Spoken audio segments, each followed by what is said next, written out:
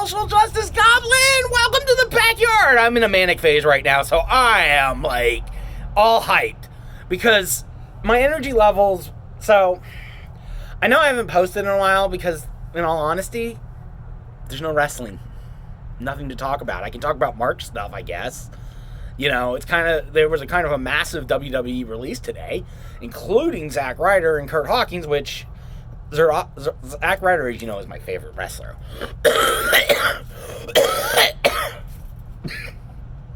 I hope they get picked up by the WWE. I really do. Oh, it's not coronavirus.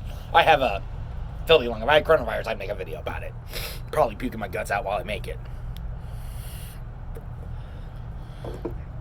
Anyways, let's do the Cody thing and light our cigar.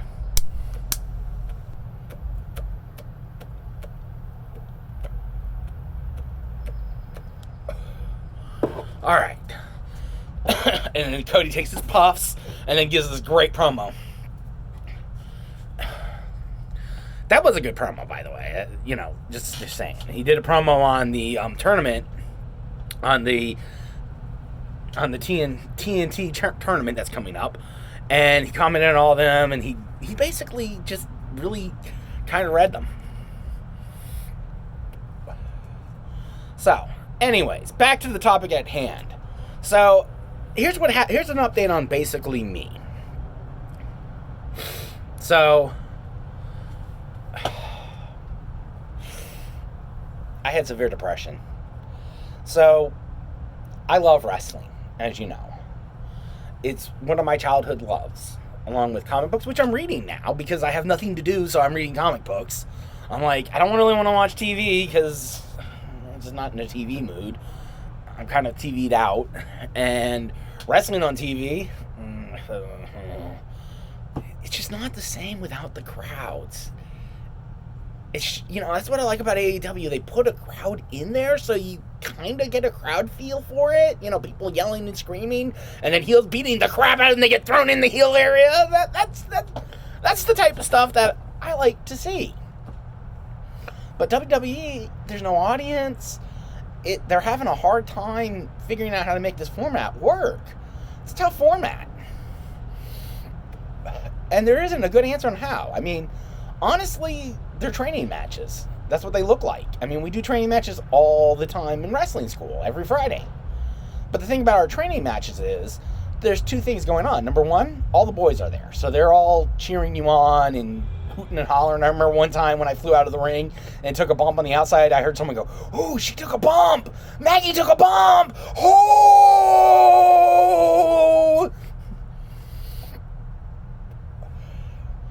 Yeah, me taking a bump. I literally jumped through the second rope and jumped out the ring. I don't know how I did it. I just went, whoom! Didn't even put my hand down. It was awesome. And then I land, and you're just like, ah! Boom! And you roll. And you go straight into a roll. It's kind of weird. You're like, you land, and you're unstable, so you fall down. Your legs kind of like fall down, and you roll. And you go naturally into a roll. That was a cool bump. I need to practice pulling out from the second rope and the bottom rope, because that was fun. Still don't know how I did it. Still don't know how I did it and how I successfully accomplished a bump, but I did. Like I said, it was kind of like fear. Because I was being chased by an insane person at the moment, and when I get chased by insane people, having been in a mental ward with insane people that are crazy and do attack you if you're not careful, when I see someone going full crazy and is going to attack me, I'm gone. I don't run around and pussyfoot around. I'm gone. You will see this white girl move faster than you can say fast. This big old fat ass moves. That's how scary I am of insane people. Because I've seen what insane people can do. And yes, some of them get violent. The vast majority don't. And that's a misnomer that people have, that all crazies are violent. I'm not a violent crazy. I'm just...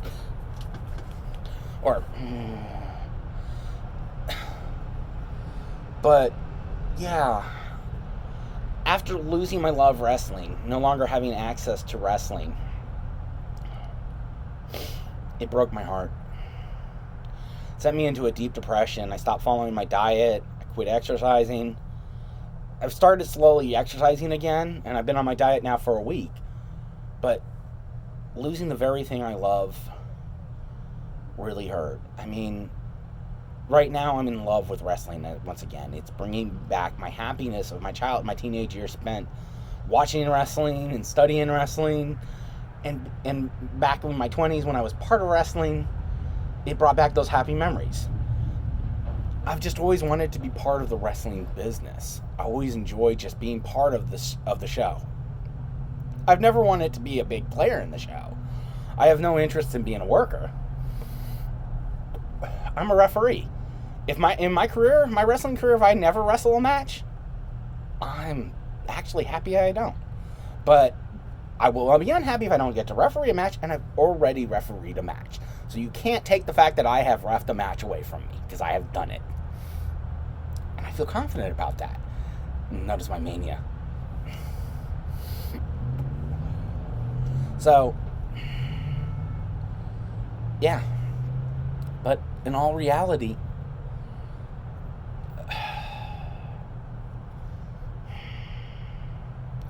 it hurt a lot when the school shut down, and then some other stuff that happened related to the school, not related to me. Nothing about me in the school. The school, we're fine. I talked to Pops today, and he gave me the usual lecture that, are you doing your exercises? Because I'm going to find out. And I'm like, I already know. And I already know what the answer is going to be, and I'm going to hate every minute of it. And Pops is going to go, I told you. And I'm going to go, Pop, you were right, and I told you. All I'm going to do is I told you so. I know me. I know, I'm nowhere near the physical fit. I'm not getting the physical fitness exercises, and that's an excuse. I need to work harder. I mean, I'm thinking about starting up aerobics tomorrow and doing that for an hour, because that's better exercises than just doing random jumping jacks, and still do my sit-ups and my push-ups and other assorted things, and like over my lunch break, do a little workout, or at night, do a little workout. I'm sure I can find an aerobics workout on YouTube. I'm sure there's thousands of them, if not hundreds of thousands of them, because everything's on YouTube. Still coronavirus free, though. I have been venturing out of my house to gather food, and that's the only thing I've been leaving my house for. I did go get my hair cut. Doesn't look nice. I had Easter Sunday with my family. We decided to do a Zoom Easter family thing. And so I wanted to look nice for my family, so I got my hair cut and all styled, and through the black market. I was going to get my nails done too, but I was like, eh. So, yeah. It's been a very quiet period. I mean, my weekends kind of suck, because what do I do on my weekends? I had a busy weekend. In the morning, I would go to the cigar lounge and smoke cigars in the afternoon with the boys on Saturdays, or I would take care of stuff at the house. Now I just take care of stuff at the house, and I've taken care of some of the big things in the house. I've actually set up my comic book room, which is something I've been putting off for 3 years.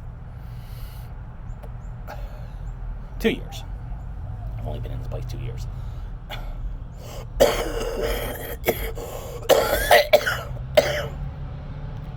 But yeah.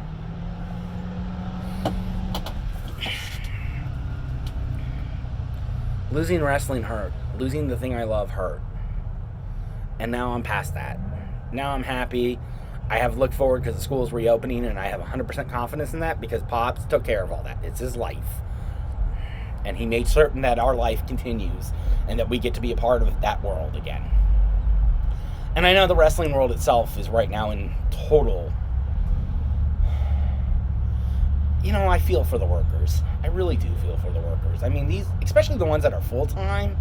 I mean, even the WWE workers, because they just released a whole bunch, including the Major Brothers, coming to AEW. You better take them, Cody! Or Young Bucks. But it's just, God, they could have used such a refresher on their tag team scene in SmackDown, too, with these guys. But no, they're gone. And wrestling has become a dark void in America right now. All these workers, all those weekends they sacrifice right now, they have weekends too. That's the other thing. As a worker, when you're not full-time, because, well, wrestling doesn't exactly pay. On the independent circuit, it doesn't pay millions of dollars. It doesn't pay even hundreds of thousands of dollars. Wrestling is not, I don't know how much they get paid. Honestly, I don't know. Maybe you can make a good living on the independents. I don't know. Cody said you could. So, and Cody Rhodes, that's why he formed AEW, kind of. He's like, there's a lot of great talent in the indie circuits that aren't getting seen. A la Darby Allin. Or Audrey Edwards for those ref fanatics. And there's been some good sides, because, so I joined a group called Zebra Talk on Facebook, and that's for the refs. It's a ref-only group where refs talk about ref stuff. And it's connected me with the wider network of refs in the world. And thanks to the group moderators' hard, arduous work, we've been getting wrestling referee clinics every day now for a week. Seriously. Like, they get, like, these big, powerful refs. Like, like refs that you're like, he broke his leg and still counted 3, guy. Or, well, that was a different one. That one I paid for. The guy that did the invisible ref, Brian. I got to do a wrestling seminar with him, referee seminar. Actually, it was an interesting thing. We asked a lot of questions. He talked about, like, how to behave yourself in the business, blah blah blah, good stuff that you need to know. You do need to know, like, get a second job in the wrestling. That was one thing that's been stressed to me, is get a second job in the wrestling shop. You do refereeing and I learned about ring refs.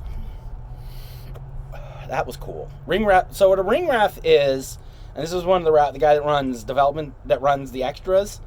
The way he explained it is, the way it works is there's one ref who's responsible for setting up the ring.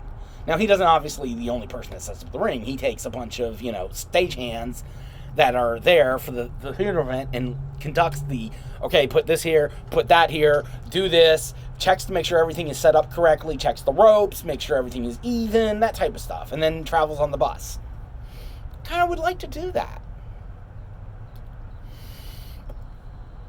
I don't know how it would work with my mental illness, because I take a med that puts me out for 8 hours. Seriously, I take a med that puts me out for 8 hours. Like that. I fall asleep, I wake up 8 hours later. Don't even remember. And it would be hard when you're on the road, because you only get 2-3 hours of sleep, but I will figure out ways to get sleep. I can still sleep, but not as deep. So, I mean, I'm now mentally a lot better. Something happened in my personal life that really cheered me up. A certain lover of mine contacted me, and now all I'm looking forward to is seeing my lover again once this whole thing is over. And that really cheered me up.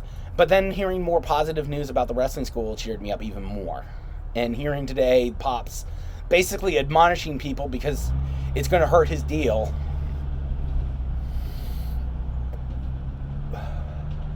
It reminded me that the school's still going to be there, and it's going to reopen, and he's expecting it May 1st, and he's going to gas my ass. That's my update on how Maggie's doing.